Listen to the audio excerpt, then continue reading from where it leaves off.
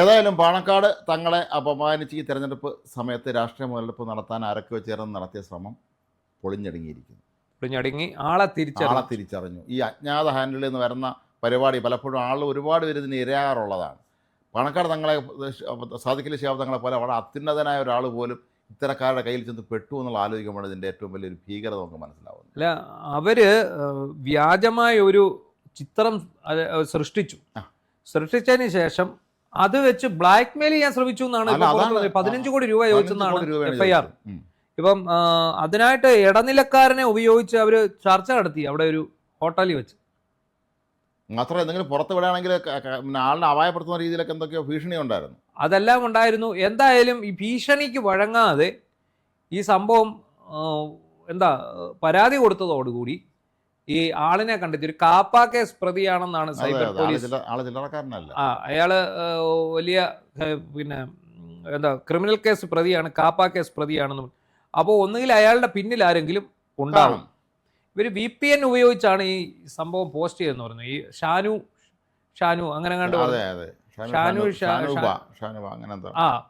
അങ്ങനൊരു ഇതിൽ നിന്നാണ് കൊണ്ടുവന്നത്.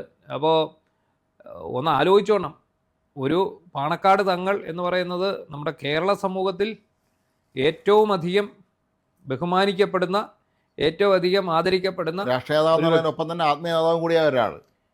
അപ്പോൾ ഈ തെരഞ്ഞെടുപ്പ് കാലത്ത് തന്നെ ഇത്തരം ഒരു സംഗതി വരണമെങ്കിൽ ഈ 15 കോടി രൂപ ചോദിച്ചത് ബ്ലാക്ക് മെയിലിൻ്റെ ഭാഗമാണ് നമുക്ക് പറയാൻ പറ്റും. ഇല്ല, 15 കോടിയൊക്കെ വലിയ കടന്ന കൈയാണ്. ഇത് എനിക്ക് തോന്നുന്നത് ഇത് ഉപയോഗിച്ചിട്ട് രാഷ്ട്രീയ മുതലെടുപ്പ് നടത്താനുള്ള പരിപാടി തന്നെയായിരിക്കും അവിടെ സംഭവിച്ചിട്ടുള്ളത്. അതെ, ഇപ്പോൾ ഇതിനകത്ത് നമ്മൾ ശരിക്കും ഈ പറയുന്ന തിരിച്ചറിയപ്പെടുന്ന പറയുന്ന പ്രതിയെ കൈ കിട്ടിയാൽ മാത്രമേ ഇതിൻ്റെ പിന്നിലുള്ള ഗൂഢലക്ഷ്യം മനസ്സിലാവൂ. ഈ ഒരു കാര്യവുമില്ലാതെ ഒരു 15 കോടി രൂപയൊക്കെ ചോദിക്കുക, അതും തങ്ങളെപ്പോലൊരു ആത്മീയ ആളിനെ തൊട്ടാൽ, തങ്ങൾ എന്ന് പറയുന്ന ആളെ തൊട്ടാൽ കേരളം എത്രത്തോളം പ്രതികരിക്കുമെന്നുള്ളതും അറിയാവുന്നതാണ്. അതിൻ്റെ ഒരു സാധ്യത, അപകട സാധ്യത കൂടി അറിഞ്ഞുകൊണ്ട് ഒരിക്കലും പിടിക്കപ്പെടില്ല എന്നുള്ളൊരു വിശ്വാസത്തിലായിരിക്കാം. മാത്രമല്ല ഇത് വിചിത്രമായ കേരളത്തിലെ പല മാധ്യമങ്ങളിൽ വാർത്ത കൊടുത്തു എന്നുള്ളതാണ് തങ്ങൾക്കെതിരെ വന്ന ഈ ഒരു ആരോപണം. വാർത്തയെ കൊടുത്തിട്ട് അവർ പിൻവലിച്ചില്ല.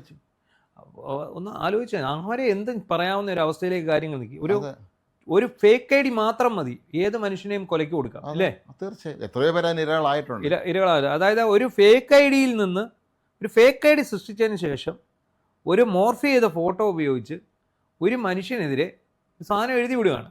ഇത് രാഹുൽ മാങ്കൂട്ടത്തിനെതിരെ വന്ന ആക്രമണത്തിനോട് സാമ്യമുള്ള ഒരു ഇത് തന്നെയാണ്. അതെ, രാഹുൽ മാങ്കൂട്ടത്തിൻ്റെ പെണ്ണ് കേസുകൾ പുറത്ത് കൊണ്ടുവരുന്നതിന് മുന്നോടിയായിട്ട് ഇവർ ചില സയൻസ് നമുക്ക് തന്നിരുന്നു. അതെപ്പോഴും അങ്ങനെയാണല്ലോ, ചില സൂചനകൾ ഇട്ടിരുന്നു ആദ്യം. അത് ഓർക്കുന്നുണ്ടോ? ഓരോരുത്തരും ഓരോ മൂലക്കിരുന്ന് ഓരോ സാധനം ഇടും. അതായത് ഒരു MLA UAMLA അവിഹിത ഗർഭകഥ വരുന്നു.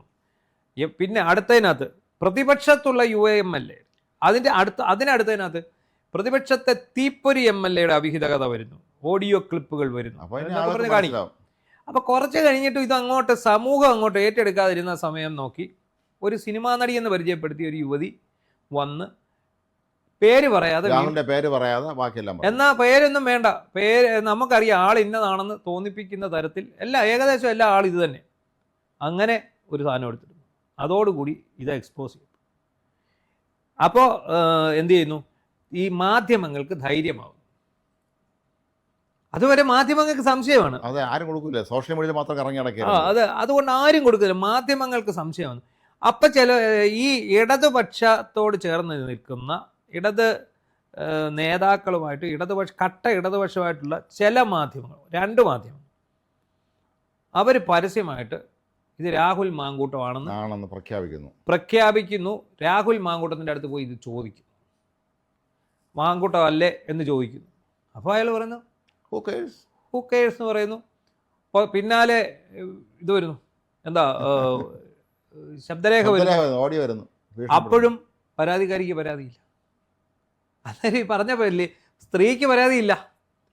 പിന്നീട് ഒരു ക്രൈംബ്രാഞ്ച് അന്വേഷണ സംഘത്തെ നിയോഗിക്കുന്നു. ആ സംഘം പരാതിക്കാരിയെ ചെന്ന് കാണുമ്പോഴും പരാതിയില്ല.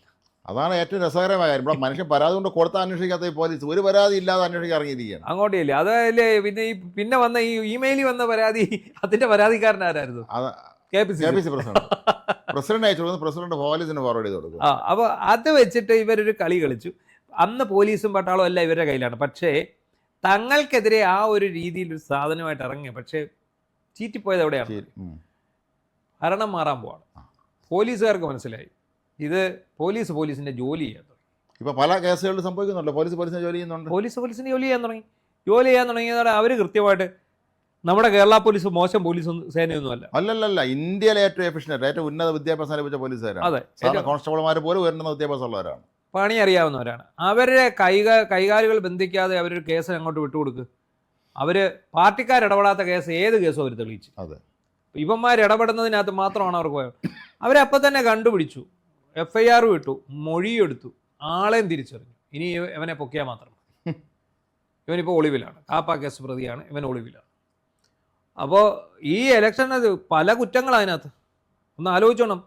ഒന്നൊരാധ്യാത്മിക നേതാവ്, അതെ, 2 ഇലക്ഷൻ അടുത്ത് വന്നിരിക്കുന്ന സമയത്ത് ഈ സമുദായങ്ങൾക്കിടയിൽ ഭിന്നത വർദ്ധിപ്പിക്കുന്ന ഒരു വകുപ്പ് കൂടി ഇതിനകത്ത് വരും. കലാപത്തിനുള്ള ശ്രമം കൂടി വരും. കലാപശ്രമം തന്നെയാണത്. കാരണം തങ്ങളൊരു ആധ്യാത്മിക നേതാവായിട്ടും ഒരു ആത്മീയാചാര്യനായിട്ടും കാണുന്ന പാണക്കാട്ട് തങ്ങളെ കുറിച്ച് ഇങ്ങനൊരു സംഭവം വരുമ്പോൾ സ്വാഭാവികമായിട്ടും മുസ്ലിം സമുദായത്തിൻ്റെ ഇടയിൽ ഒരു വിഷയം ഉണ്ടാവും. സാമൂഹിക മാധ്യമങ്ങളിലൂടെ അങ്ങോട്ടും ഇങ്ങോട്ടും യുദ്ധങ്ങൾ നടക്കും. ഈ പറയുന്ന പാർട്ടിക്കാർ തമ്മിലുള്ള വിഷയങ്ങളുണ്ടാവും. അങ്ങനെ പല പ്രശ്നങ്ങളുണ്ടാവും. ഏതായാലും അതൊന്നും സംഭവിക്കാതെ ഇത് ഒഴിവാക്കില്ല. ഇത് ഇവിടെ സംഭവിച്ചത് എന്തായാലും ഈ മുസ്ലിം ലീഗുകാർ ഇമ്മീഡിയറ്റ് ഇടപെട്ടു. അവർ പരാതി കൊടുക്കുകയും അവരിതിൻ്റെ പുറകെ നടക്കുകയും ഇത് തട്ടിപ്പാണെന്ന് ആദ്യഘട്ടത്തിന് പൊളിച്ചെടുക്കാർക്ക് പറ്റി. അതല്ലെങ്കിൽ നമ്മുടെ രാഷ്ട്രീയ നേതാക്കന്മാർ ഇത് ഏറ്റെടുത്തന്നെ. ഈ മാങ്കൂട്ടത്തിൻ്റെ കാര്യത്തിൽ പോലും അവരങ്ങ് ഏറ്റെടുത്താൻ. ഇവരിത് ചർച്ച ചെയ്ത് ശ്രദ്ധ തിരിക്കാനുള്ള ഒരു നീക്കമായിരുന്നു ആ സംഭവം. അവർ മുസ്ലിം ലീഗുകാർ അപ്പോഴേ ഇടപെട്ടു. അപ്പോഴേ പോലീസും ആക്ട് ചെയ്തു. തെരഞ്ഞെടുപ്പ് കമ്മീഷനിൽ അടക്കം പരാതി പോയി. ഇതിൻ്റെ പിന്നാലെ ഇത് ഇനിയും കൂടുതൽ പിടിച്ചാൽ കാവർ സ്ക്രീൻഷോട്ട് പോലെ പ്രശ്നമാവുമെന്ന് മനസ്സിലായി. അങ്ങനെ അത് വിട്ട് കഴിഞ്ഞപ്പോഴാണ് ഇപ്പം ഇത് നമ്മൾ സംശയിക്കേണ്ടിയിരിക്കുന്നു. ഒരു പക്ഷേ കാഫിർ സ്ക്രീൻഷോട്ട് ചെയ്തതുപോലെയുള്ള ഏതെങ്കിലും വിദ്വാന്മാർ തന്നെയാണോ, അന്തം കമ്മികളാണോ ഇത് ചെയ്തതെന്ന് സ്വാഭാവികം സംശയിക്കേണ്ടി വരും. ബ്ലാക്ക്മെയിൽ 15 കോടി എന്നൊക്കെ പറയുമ്പോൾ നമുക്കത് വിശ്വസിക്കാൻ കുറച്ച് ബുദ്ധിമുട്ടാണ്. 15 കോടി ഒരിക്കലും ഒരു ബ്ലാക്ക്മെയിൽ ചെയ്ത് മേടിക്കാൻ വേണ്ടിയുള്ള ഒരു ചോദ്യം അല്ല 15. അതെ, 15 കോടി ഇനിയും പോലീസ് വെരിപ്പിച്ച് FIR ഇട്ടതാണോന്നും അറിയില്ല. എന്താണെങ്കിലും ശരി, 15 കോടിയൊന്നും ഒരു കാരണവശാലും എങ്ങനെ മേടിക്കും? ഒരു മേടിക്കാനാണെങ്കിൽ തന്നെ ചോദിക്കുമ്പോൾ ഒരു അക്കൗണ്ടഡ് അല്ലാതെ മണി എങ്ങനെ കൊണ്ടുവരും? അവരെവിടുന്ന് കൊണ്ടുവരും? പിന്നെ എങ്ങനെ ഇത് കൊടുക്കും? ആര് കൊടുക്കും? അങ്ങനെയൊക്കെയുള്ള വിഷയങ്ങളുണ്ട്. അപ്പോൾ തന്നെ നമുക്ക് ഇതിനകത്ത് ഒരു കാര്യം വ്യക്തമാണ്. പ്രത്യേകിച്ച് ഒരു സബ്ജക്റ്റ് നിലവിൽ തെരഞ്ഞെടുപ്പിന് CPM-ന്റെ ഇടതുമുന്നണിയും കയ്യിലില്ല. അപ്പോൾ അവർ ഓരോ ദിവസവും എങ്ങനെയും തട്ടിക്കൂട്ടി മുന്നോട്ട് പോകാൻ, വൈകുന്നേരം വരെ കത്തിക്കുന്ന ഒരു വിഷയമാണ്. അതായത് ശബരിമല സ്വർണ്ണക്കൊള്ള ചർച്ച വരരുത്, മറ്റു കാര്യങ്ങൾ വരരുത്, ഞങ്ങളെ ബാധിക്കുന്ന ഒന്നും വരരുതെന്നുള്ള ഒരു നീക്കമുണ്ട്. അപ്പോൾ അങ്ങനെ വന്നിട്ട് ഈ സംഗതി ഇപ്പോൾ ഏതായാലും പോലീസ് പിടിച്ചതോടെ സംഭവം കയറിപ്പോയി. പിന്നെ ഇതിനിടയ്ക്ക് ഇവർ ഈ വിഷയം മാറ്റാൻ വേണ്ടിയാണ് ഈ പ്രതിഭയുടെ കരച്ചിലും ഒക്കെ കൊണ്ടുവന്നത്. അതെ, പക്ഷേ ഈ ദിവസങ്ങളിൽ പ്രധാനപ്പെട്ട UDF നേതാക്കന്മാർ ശ്രദ്ധിക്കേണ്ട കാര്യം, ഇനിയും വല്ല പെണ്ണേസം വരാനുള്ള സാധ്യത കളയാൻ പറ്റുകയില്ല. ആർക്കെതിരെ കൊണ്ട് ഇതുപോലത്തെ വരെയായ സാധനം കേട്ട് അങ്ങ് വ്യാപകമായി സോഷ്യൽ മീഡിയയിൽ പ്രചരിപ്പിച്ചാലേ പിന്നെ ആളെ വിശ്വസിച്ചുള്ളൂ. അത് നമ്മൾ നേരത്തെ പറഞ്ഞല്ലോ, എന്തിനാണ് വീണ ജോർജ് അഭിനയിച്ചത്?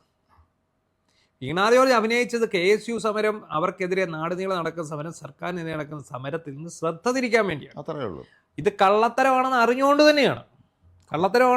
തന്നെയാണ് ഇവർ ഇങ്ങനൊരു സംഭവം ഇത് ചെയ്യുന്നത്. ആ ഒരു കള്ളത്തരത്തിലൂടെ ഇത്രയും കാര്യങ്ങൾ മറച്ചില്ലേ? അതാണ് സംഭവിക്കാൻ പോകുന്നത്. എന്തായാലും തങ്ങൾക്കെതിരായ നടപടിയിൽ എനിക്ക് തോന്നുന്നു ഇലക്ഷന് മുമ്പ് തന്നെ പ്രതിയെ പൊക്കും. ആരാണ് പിന്നിലുള്ളതെന്ന് മനസ്സിലാവും. അതോടുകൂടി ഇവിടെ പലരുടെയും മുഖംമൂടി അടിഞ്ഞു വീഴും എന്നാണ് കരുതേണ്ടത്.